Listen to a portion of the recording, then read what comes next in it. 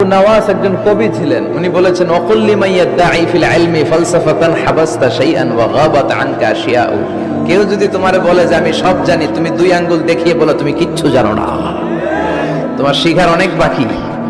জাননেওয়ালার উপরও জাননেওয়ালাও আছে, ঠিক কিনা? এজন্য আমরা যেন বিনয়ী হই। বিনয়, হাম্বলনেস, আরবিতে বলে তাওয়াদু, এটা খুবই জরুরি। এগুলো আমাদের মধ্যে এখন নাই। আমাদের মধ্যে ইগো প্রবলেম আছে না নাই?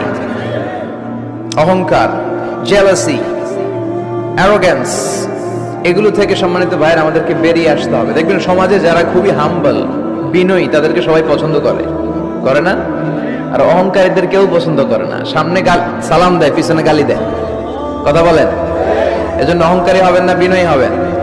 বিশ্বনবী বলছেন, আল্লাহ আপনি আমার বিনয়ী বানান, আপনি আমার ধৈর্যশীল বানান, আপনি আমার শুকর গুজার বানান।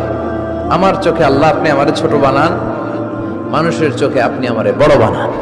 পড়েন আমিন।